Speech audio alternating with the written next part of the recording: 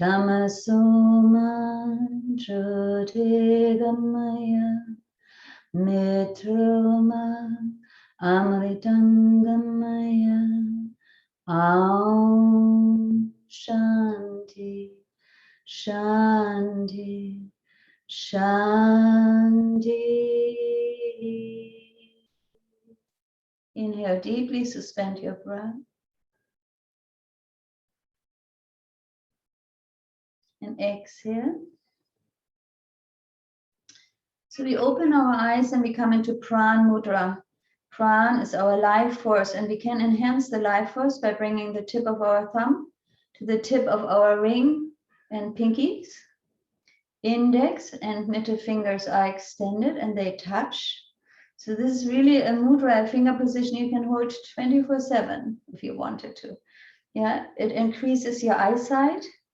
It's great for our liver, great for our vitality, and especially if we overcome an illness, it's perfect to apply this one. So we keep this mudra, bring our middle finger and index finger onto the ground in front of us. If you sit on a chair, just bring the arms down towards your knees. And then you inhale up so that the arms hugging the ears, but your shoulders are dropped. Exhale, inhale, exhale, inhale, exhale. All breath is through your nostrils. This is a beautiful mudra. You know, whenever you stand in line or you sit around and you talk with somebody, just apply it.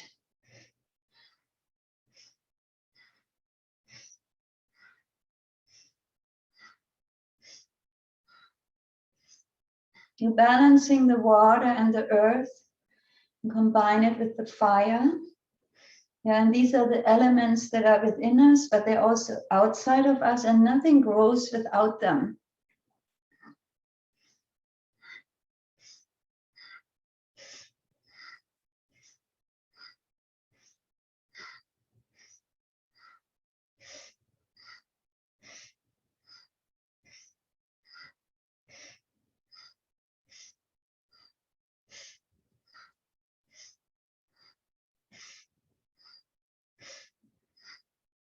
We go for one more minute.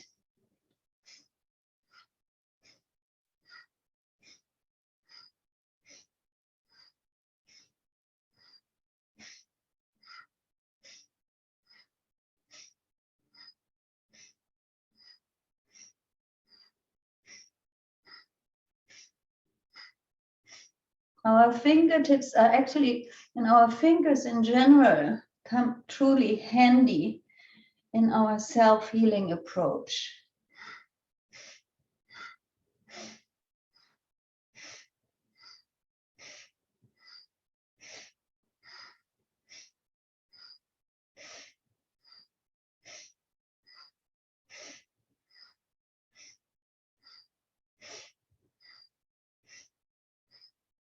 Good, just a little bit more.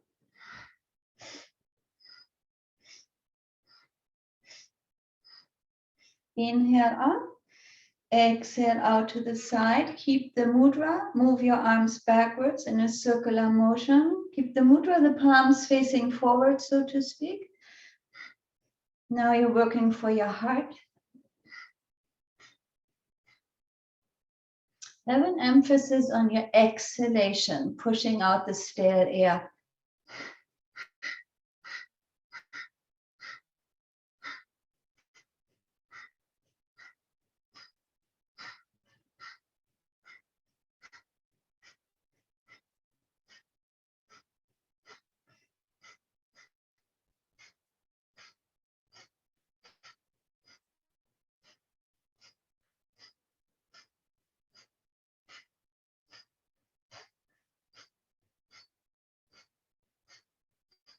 We go for one more minute.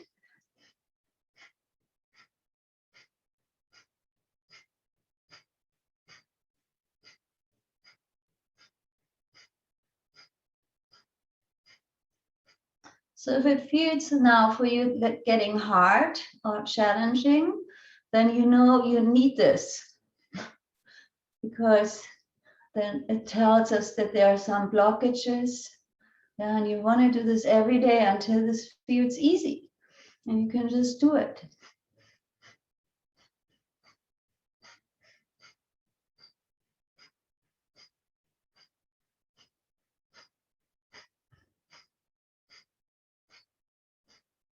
Last 15 seconds.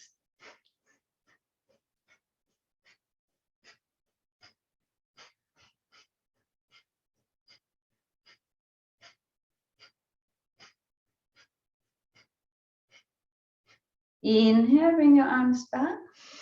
Now exhale and round your spine. Keep the mudra. I want to really hold this mudra for a while.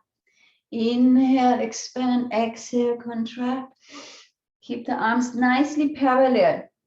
So they tend to go down here, but then there's relaxation there.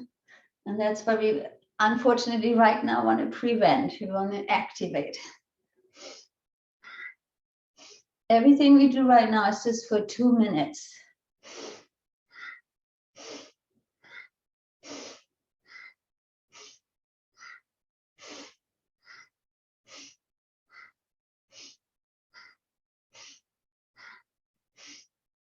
We're working through our auric field, strengthening our light body. Lisa will know a lot about that one, because the shamans work a lot with the light body.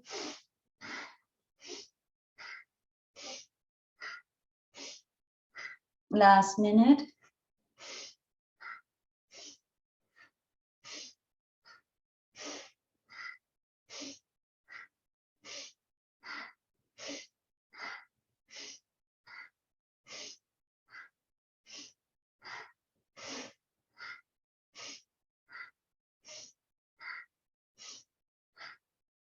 "30 seconds, keep it up, stay steady.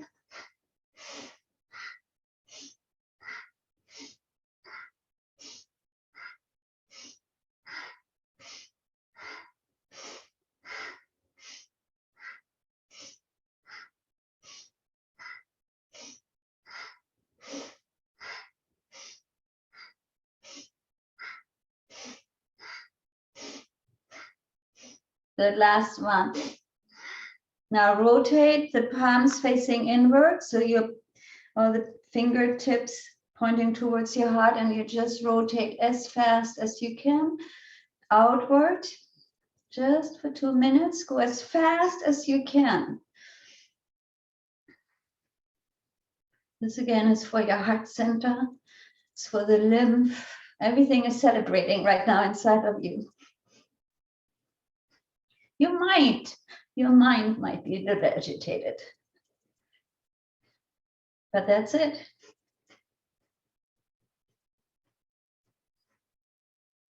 Go as fast as possible. See that you're not slowing down.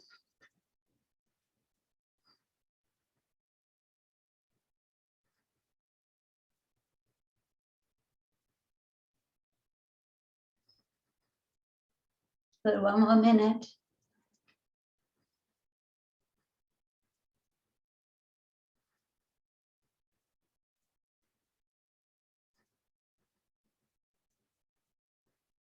So we are holding right now this mudra for 10 minutes. If you can, and you want to give yourself a gift, you hold it another 20 minutes minimum today. You can do 10 minutes here, 10 minutes there.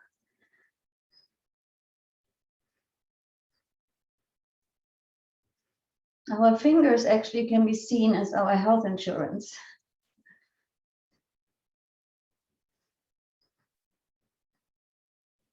Good. Last 15 seconds. Go, go, go. Faster, faster, faster.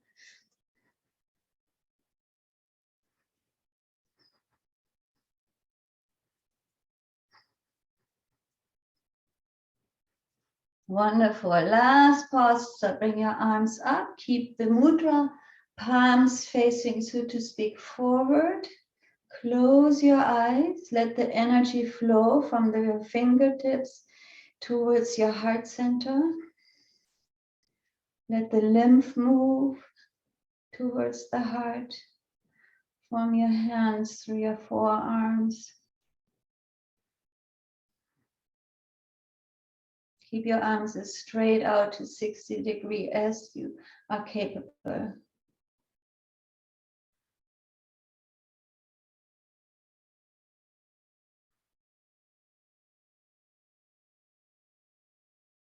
If we can keep our arms up, it might be that it will be hard for our body to keep up with our life.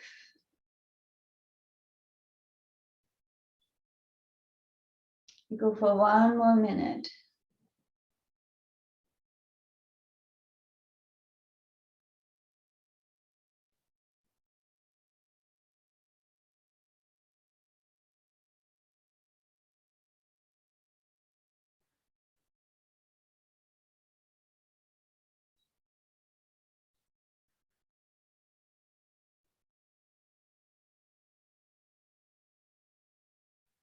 You're doing good. Last 30 seconds.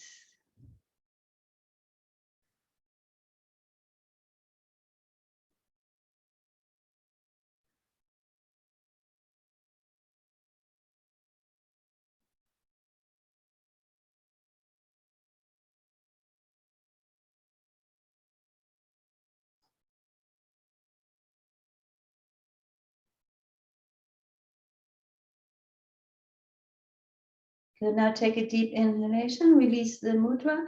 Exhale, shake out your hands. Inhale and exhale. One more time. And then you're ready for Namala. Thank you, Siddhi.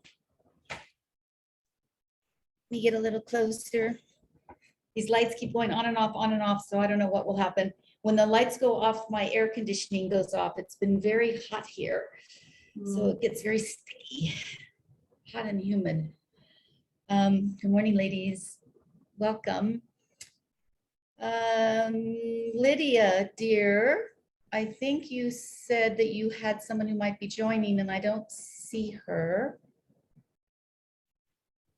Do you want to tell us if Jen is here?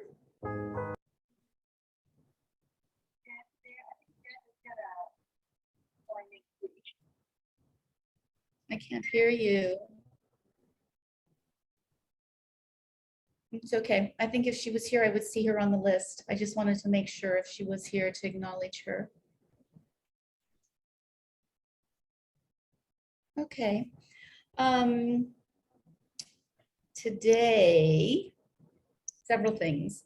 One is that I put on our chat, in our chat section, I put down my Instagram in case you're not following me on Instagram. And Siddhi, you might like to add your Instagram also, in case there's anyone here who's not following Siddhi or me and you're an Instagram person. It's nice to see what's going on. I'm posting some things from India, not everything, because at the ashram here, we're not allowed to take photographs or to be taking videos at the ashram. So I take a few things, but not a lot. But still, I will be posting some things from India. So if you want to join on that, that's the first. The second is that Brenda had introduced to me, and I've passed on to many women, and we've posted it here, this brain health study that's being done. I see I need to do it. I can't even think of the words.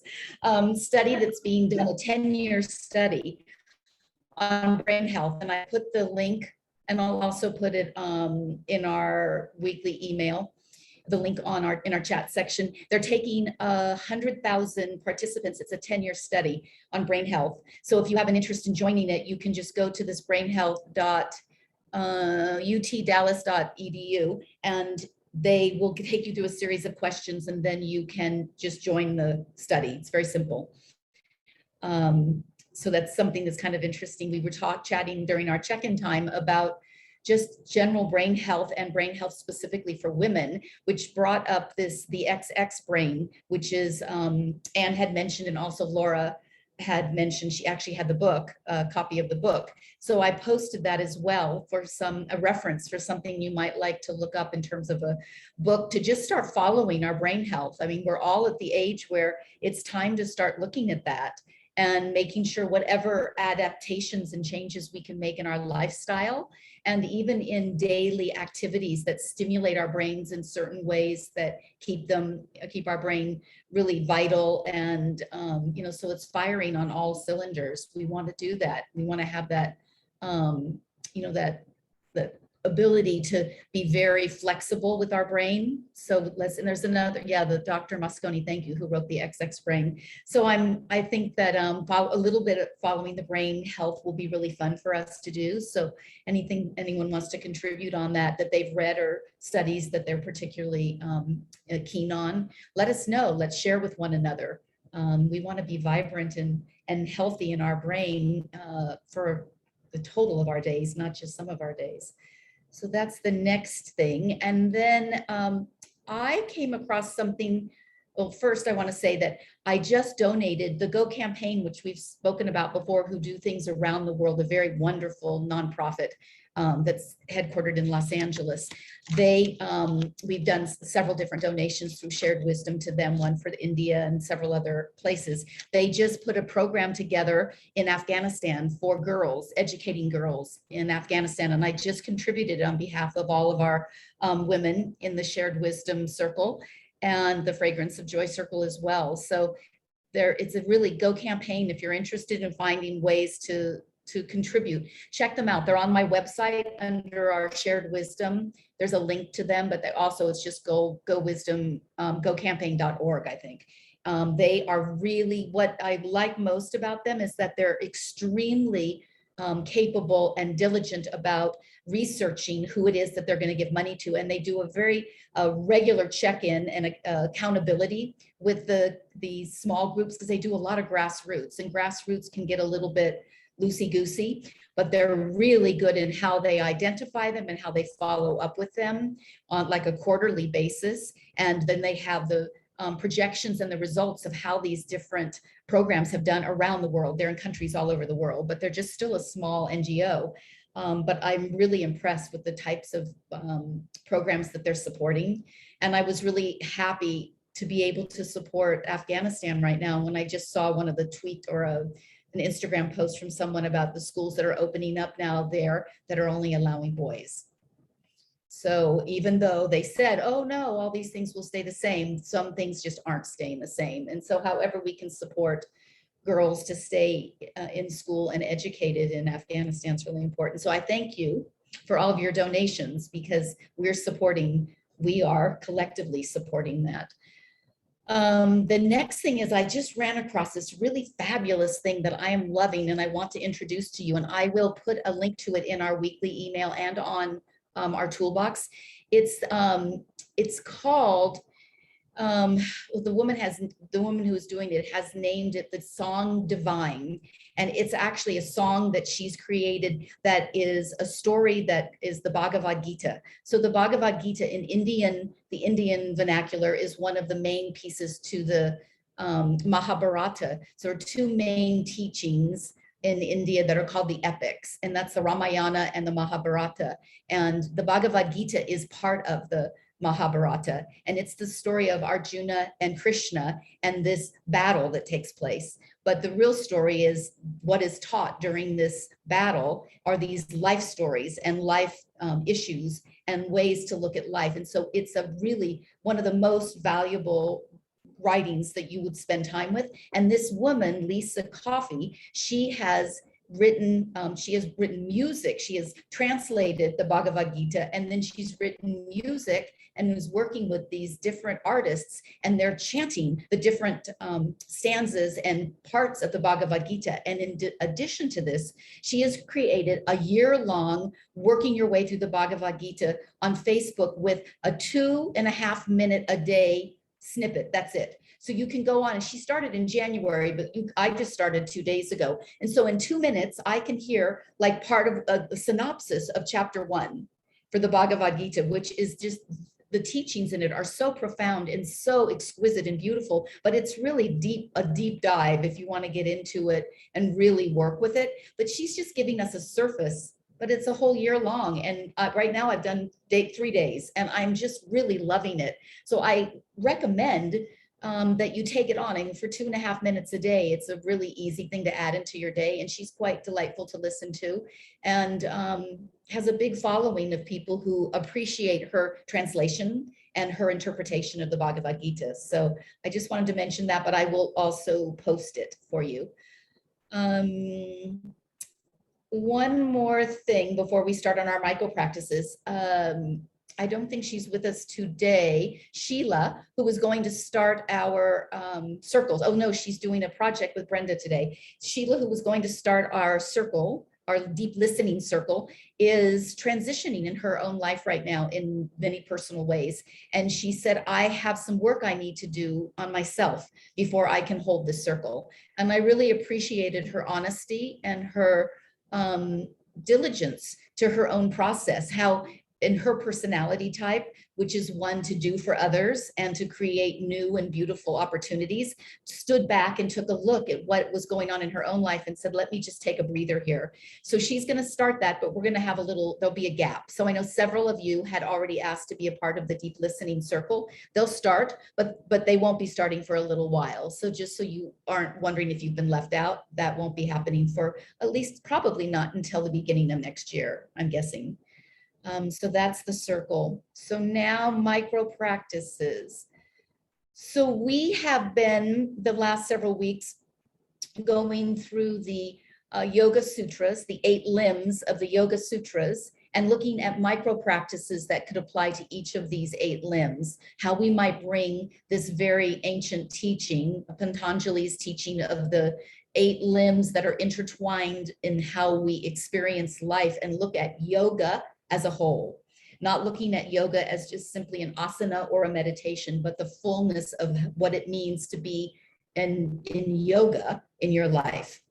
And so we've covered the first 2, which were the yamas and the niyamas. So I'm not going to go back through all of them, but just to remind you, because these are posted on our toolbox, so you can pick up all this information, to remind you that the yamas are the principles that clarify our relationship, our personal relationship with the world. And the niyamas are the principles that are the relationship with ourself, how we are relating and tending to ourself. So in the Yoga Sutras, in the philosophy of the Yoga Sutras, we have to be considering that we both look outside, and how are we relating the outside world, and what does that look like, and what practices would apply to that, and also what are we doing with our internal practices, and what is the internal landscape that we have from which so much will flourish for us if we tend that internal landscape. So the 3rd limb that we're going to talk about today is asana. And that's probably the limb that you're most familiar with. Those are the body positions and the body movements that are typically yoga. And there are many, many different asanas that are a part of the yogic tradition. And they come in many different packages, depending on if you're doing, which type of yoga you're doing. A lot of overlap in the basic of the poses, but they'll be slightly different between the different sort of like sects of yoga. But the asana is, now we're looking at just our physicality, and how is our physicality aligned with the cosmos. So in my understanding of yoga asanas, you could, if you were so inclined and so devoted, you could choose one asana for your lifetime, and you would just perfect, that's the only one you would do. And yogis have been known to perfect that to where their body movement and positioning and angles of their body to the cosmos is so precise. It's exactly so many degrees. Your arm is exactly 60 degrees or 62 or whatever it is, not sort of, but exactly precise. There's a precision. And if you practice that precision in your physical body over a length of time as your practice, that alignment can be as awakening as doing whole yogic practices. I've read about yogis who have done that, just chosen one posture, and that's all they use. Typically, that's not what we do. But what I would like to suggest as our practice along these lines is to choose one asana, for right now. And if you're not a yoga person, I think most of you are, but if you're not, you can go easily on YouTube and choose. I've listed several of them, and Siddhi could probably add to this, just some of the basics: downward dog, mountain pose, fish pose. Choose one pose that looks doable for whatever physical restrictions you might have, and something that you would like to really resonate with. And use that as your daily practice. If you don't have a full spun asana practice in the day, take on one so that you're integrating that limb of the Yoga Sutras. You're not leaving that one limb out because you're not a yoga practitioner, that you're including that attention to the physicality through a yogic pose. So if you want some more assistance with that, I'm sure Siddhi can recommend something, but I have listed several simple, basic yogic poses for the asana limb. The fourth limb of the Yoga Sutras is the pranayama. And we do a lot of this. We generally focus on our breathing. The breath teaches us to harness the power of our own life force. And the breath is our life force. So as we practice any sort of a pranayama, we're actually working on the control and the development of our life force, our chi, our energy, our fiat, what we have to work with as our vitality. Pranayama is foundational, bottom line to that. So I want to teach you a really simple breathing pranayama today that's called the sniffing dog or the Bhastrika. And so this is very simple. All of us can do this, and it's a great cleansing breath. So you sit comfortably in whatever, on the floor or cross-legged or however you're comfortable in your chair. And we're going to take a deep breath. I'm going to explain it first, and then we'll do it together. A deep breath through our nose, and then we're going to force the air out through our nose and inhale quickly. So everything's happening through the nostrils, out, in, out, in, out, in, all happening through your nostril to where you start to sound like a panting dog or a sniffing dog. So I'll just do a couple for you so you can hear it, and then we'll do a few together. And this we will do for about 30 breaths approximately. Then you'll take a break, a few deep breaths to allow the air to come in and to go up, back out smoothly. And you'll do 3 cycles of 30 breaths. So let's just do one cycle. We're just going to breathe, inhale, exhale 30 times. You count your own 30 and then sit for a moment and allow yourself to get your breath back in its own rhythm. So let's go. 1, 2, 3.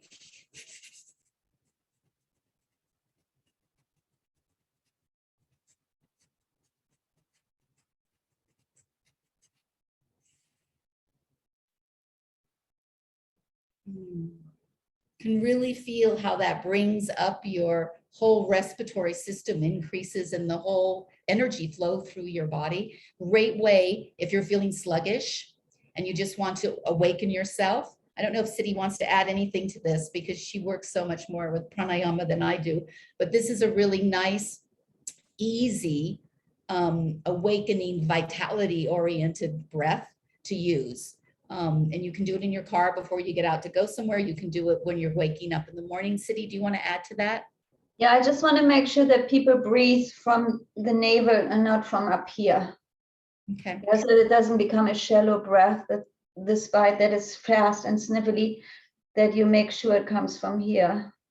Can it be helpful if they just put their hand on their abdomen to feel that? Yeah. Great, thank you. I knew you would have something good to say about that. So that's the pranayama that we're going to add as our micro practice. And you could do that, do the 3 cycles of that, of the 30 breaths. You could do it throughout the day if you wanted. You can, anytime you think about it, you could do it. It increases the flow of the air and the oxygen through your body, which is what we want to do. We want to be oxygenated. This is the whole thing with COVID. This is why they keep sticking your finger into those little things to check how much oxygen you're actually able to distribute throughout your system. We want to be oxygenated. That's how we carry the nutrients, and that's how we carry away the toxins out of our blood. We need to have that vitality happening in our system. And pranayama is the perfect way to do that. So that is our number 4, the 4th limb. Our 5th limb is Pratyahara. And Pratyahara is the withdrawing of the senses. So we talked about the senses being a distraction. They're a beautiful way for us to take in information, to take in beauty, to take in what's happening around us, but they also can be very distracting because there's almost always something going on around us that our senses are picking up on. It makes having silence and having a stillness in your life sometimes difficult.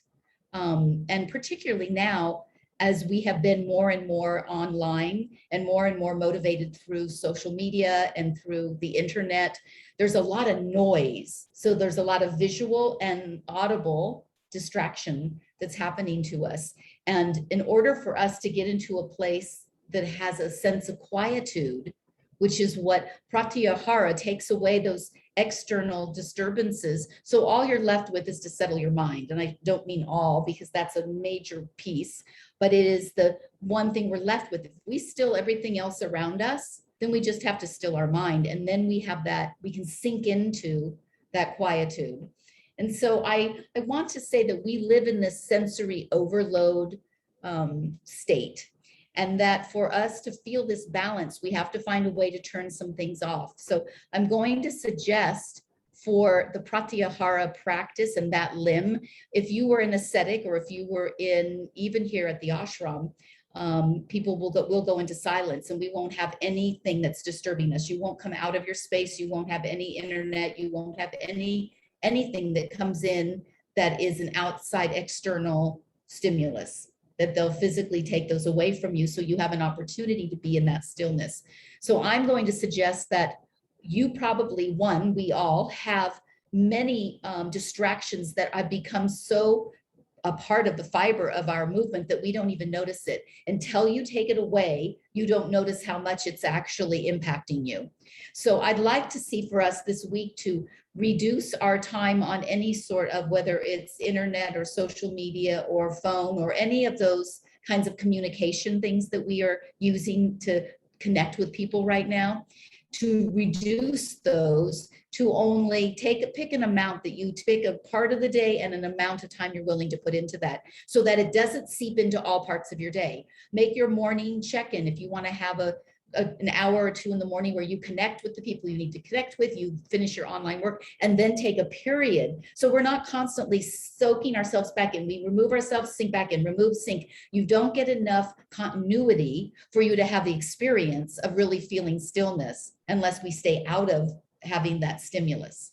So break your day up in ways that you can, that are possible, so that you can have segments of time where you have limited computer time, limited TV, limited phone, and limited noise around you. So I noticed that one thing people do when they are trying to limit computer time and whatnot is they turn on other sound stimulations like music.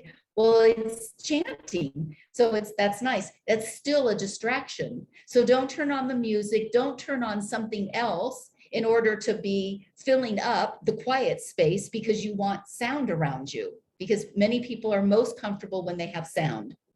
So let's not do that. Let's find ways to stay out of that. And I think that it's City's time. City, is this the right time? I'm still having trouble with time. I think it's time. Is it time? Yes, it's 9:07 my time. It's 9:37. Yes, it's your time. We'll finish up. I'm telling you, this is my whole brain thing. I'm so bifurcated with time zones. People calling me from all these different time zones. I can't figure out what time of the day it is, where I am. I'm like, I haven't quite gotten it down.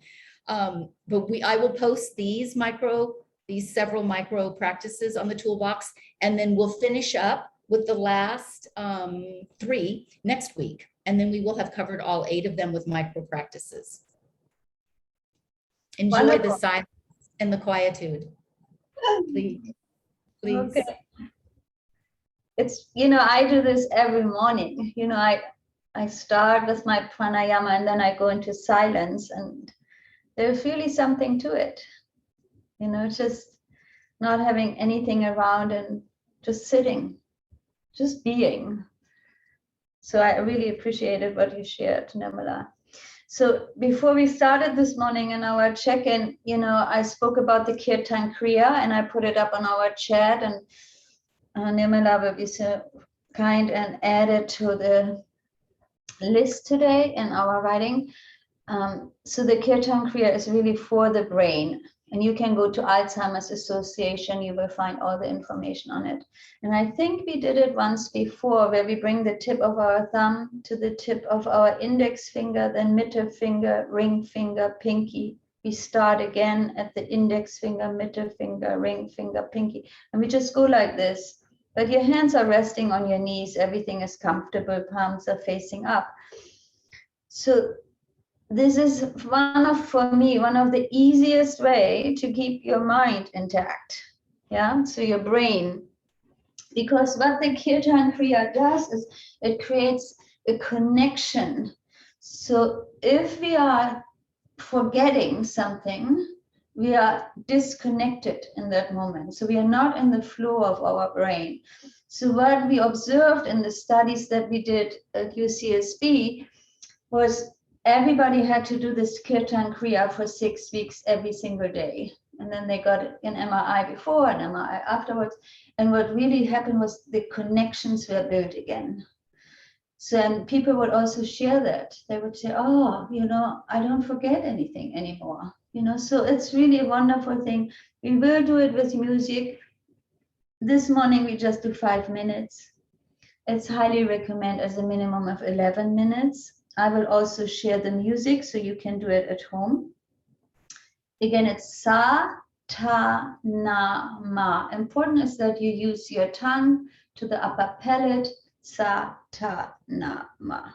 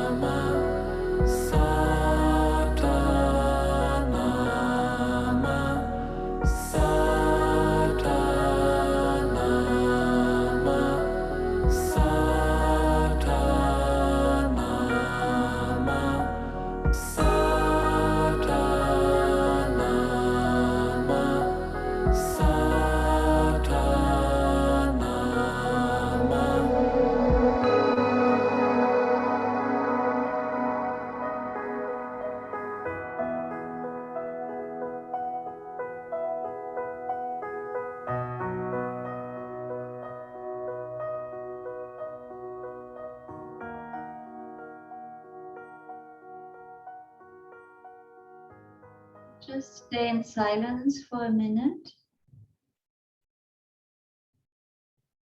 relaxing your hands and your fingers.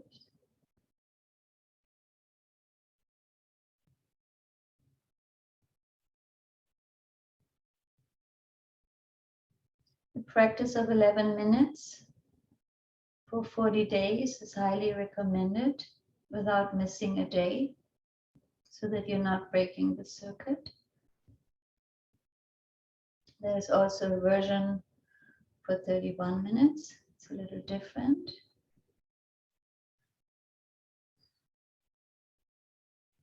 But 11 minutes is a good time.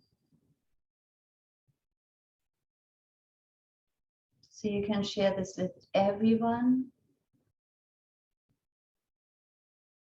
Because it's an amazing gift to share.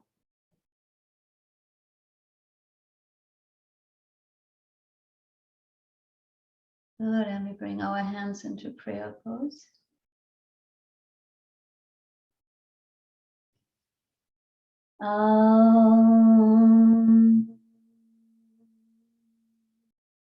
Shanti, Shanti, Shanti.